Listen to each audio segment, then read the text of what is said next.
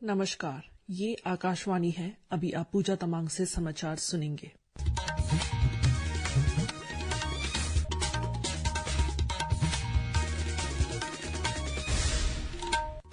पहले मुख्य समाचार।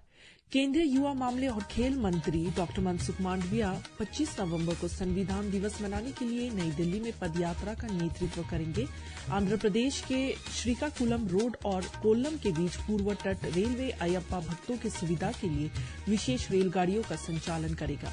महाराष्ट्र और झारखंड विधानसभा चुनाव के वोटों की गिनती के साथ साथ 13 राज्य की 46 विधानसभा सीट और 2 लोकसभा सीट के उपचुनाव के लिए भी मतगणना शुरू हो गई है।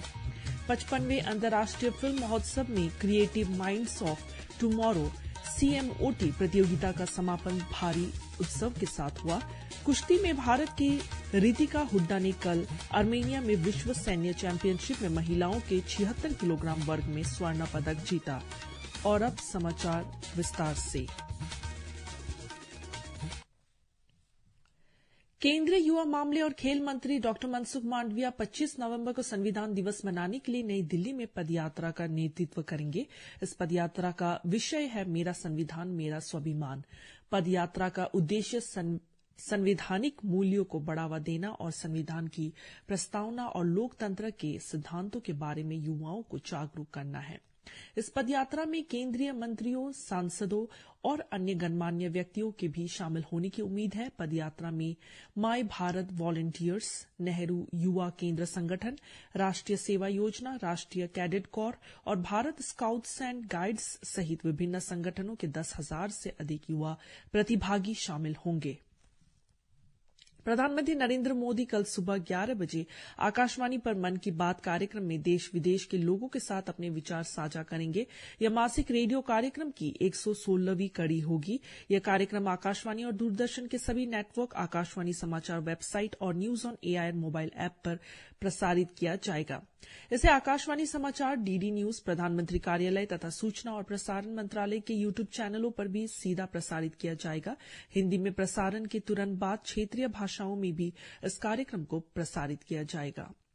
प्रधानमंत्री नरेंद्र मोदी ने भारतवंशी और अन्य देशों के लोगों से भारत को जानिए क्विज में भाग लेने का आग्रह किया है। सोशल मीडिया पोस्ट में प्रधानमंत्री ने कहा कि यह क्विज भारत और संपूर्ण विश्व में रहने वाले भारतवंशियों के बीच संबंधों को और प्रगाढ़ बनाती है। श्री मोदी ने इसे देश की समृद्धि, धरोहर और जीवंत संस्कृति को जानने का एक शानदार माध्यम बताया। उन्होंने कहा कि क्विज के विजेताओं को अतुल्य भारत के दर्शन करने का भी अवसर मिलेगा। आंध्र प्रदेश के श्रीकाकुलम रोड और कोल्लम के बीच पूर्व तट रेलवे अयप्पा भक्तों की सुविधा के लिए विशेष रेलगाड़ियों का संचालन करेगा। इसके अतिरिक्त विशाखापट्टनम से कोल्लम के बीच भी विशेष रेलगाड़ी चलाने का निर्णय लिया गया है। श्रीकाकुलम रोड से कोल्लम तक विशेष रेलगाड़ी 1 दिसंबर 2024 से 26 जनवरी 2025 तक हर रविवार को चलेगी। विशाखापट्टनम कोल्लम विशेष रेलगाड़ी 4 दिसंबर 2024 से 26 फरवरी 2025 तक प्रत्येक बुधवार को संचालित होगी। दोनों रेलगाड़ियां विजयवाड़ा, राजमुंडरी, रेनीगुंटा, काटपाड़ी, सेलम, इरोद, पलक्कड़, पूर्णाकुलम टाउन और कायमकुलम सहित प्रमुख स्टेशनों पर रुकेगी। राष्ट्रीय राजधानी दिल्ली में आज दोपहर वायु गुणवत्ता गंभीर श्रेणी में दर्ज की गई। केंद्रीय प्रदूषण नियंत्रण बोर्ड के अनुसार दोपहर 1 बजे वायु गुणवत्ता सूचकांक 423 दर्ज किया गया। निकटवर्ती शहरों नोएडा, गाजियाबाद और गुरुग्राम में वायु गुणवत्ता बहुत खराब श्रेणी में रही। मौसम विभाग का अनुमान है कि दिल्ली और राष्ट्रीय राजधानी क्षेत्र में अगले 2 दिन तक रात और सुबह के समय धुंध और हल्का कोहरा छाया रहेगा। महाराष्ट्र और झारखंड विधानसभा चुनाव के वोटों की गिनती के साथ साथ 13 राज्यों की 46 विधानसभा सीट और 2 लोकसभा सीट के उपचुनाव के लिए भी मतगणना शुरू हो गई है। लोकसभा सीट में केरल की वायनाड और महाराष्ट्र की नांदेड़ शामिल है। विधानसभा उपचुनाव में उत्तर प्रदेश की 9 सीट, राजस्थान की 7, पश्चिम बंगाल की 6, असम की 5, बिहार और पंजाब की 4, कर्नाटक की 3, मध्य प्रदेश और केरल की 2 और गुजरात, छत्तीसगढ़, मेघालय तथा उत्तराखंड की 1 सीट के लिए वोटों की गिनती शुरू हो गई है। उत्तर प्रदेश में मीरापुर, कुंदरकी, गाजियाबाद, खैर, करहल, शीशमऊ, फूलपुर, कटेहरी और माझावन विधानसभा सीट पर 20 नवंबर को मतदान हुआ था। राजस्थान की झुंझुनू, रामगढ़, दौसा, देवली, उनियारा, खींवसर, सोलूबर और 84 सीट पर भी वोटों की गिनती शुरू हो गई। पश्चिम बंगाल में सिताई, मदारीहाट, नौहाटी, हरोआ, मेदिनीपुर, तालडांगड़ा विधानसभा सीट पर 20 नवंबर को वोट डाले गए थे। इनके अतिरिक्त असम की धोलाई, सिडली, बोंगाईगांव, बेहाली और समागुड़ी, बिहार की तराड़ी, रामगढ़, इमामगंज और बेलागंज सीट, पंजाब की डेरा बाबा नानक, छब्बेवाल, गिडरबाहा और बरनाला सीट पर मतगणना हो रही है। कर्नाटक में शिंगांव, संदूर और चन्नपटना, मध्य प्रदेश में बूंदनी और विजयपुर, केरल में पलक्कड़ और चेलक्काड़ा और गुजरात की वावा विधानसभा सीट पर मतगणना जारी है। छत्तीसगढ़ की रायपुर दक्षिण, मेघालय की गम्बेग्रे और उत्तराखंड की केदारनाथ विधानसभा सीट पर मतगणना शुरू हो गई है।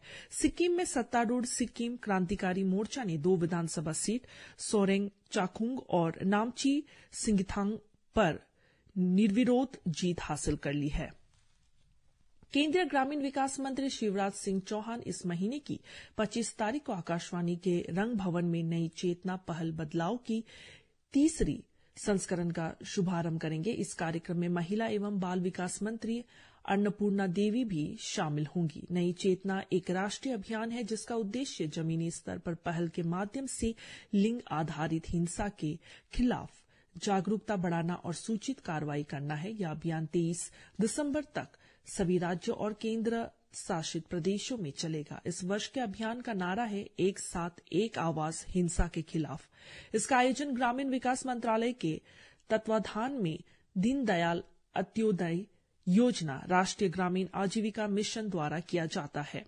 इस अभियान का नेतृत्व इस मिशन के तहत एक व्यापक स्वयं सहायता समूह नेटवर्क द्वारा किया जाता है। संस्कृति मंत्री गजेंद्र सिंह शेखावत ने प्रधानमंत्री नरेंद्र मोदी के विकास भी विरासत भी विजन पर बल देते हुए कहा कि पिछले 10 वर्षों में देश में जबरदस्त विकास हुआ है। नई दिल्ली में राष्ट्रीय स्मारक प्राधिकरण के 14वें स्थापना दिवस समारोह में उन्होंने सांस्कृतिक विरासत को संरक्षित करने में स्मारकों के महत्व पर प्रकाश डाला। उन्होंने कहा कि भारत अब अपनी संस्कृति, योग, वास्तुकला के लिए विश्व स्तर पर पहचाना जा रहा है। श्री शेखावत ने राष्ट्रीय स्मारकों के संस्करण और सुरक्षा के लिए राष्ट्रीय स्मारक प्राधिकरण की सराहना की। 55वें अंतर्राष्ट्रीय फिल्म महोत्सव में creative minds of tomorrow CMOT प्रतियोगिता का समापन भारी उत्सव के साथ हुआ। 5 टीमों में बटे 100 प्रतिभागियों को 48 घंटे में एक लघु फिल्म बनाने का काम सौंपा गया था। इस वर्ष के CMOT प्रतियोगिता का विषय था प्रौद्योगिकी के युग में संबंध। महोत्सव में प्रतिभागियों को फिल्म उद्योग के पेशेवरों से मिलकर समृद्धि अनुभव प्राप्त हुए।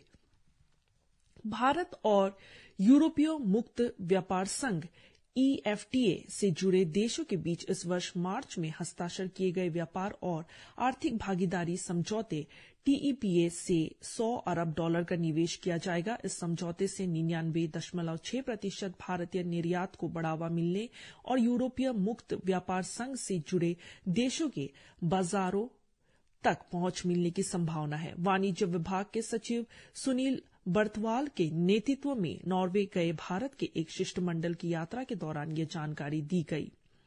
TEPA एक आधुनिक और महत्वाकांक्षी व्यापार समझौता है जिसके माध्यम से भारतीय उत्पादों को EFTA देशों के बाजारों में पहुंच के साथ साथ शुल्क में 92.2% की रियायत भी मिलेगी। इसके अंतर्गत गैर कृषि उत्पादों पर से शुल्क पूरी तरह हटाने और प्रसंस्कृत कृषि उत्पादों पर पर्याप्त रियायत देने का प्रावधान है।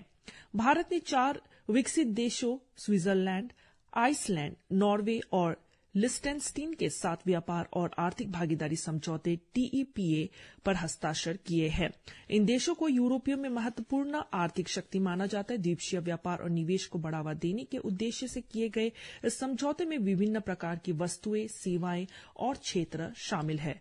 इसी के साथ ये समाचार बुलेटिन समाप्त हुआ। नमस्कार।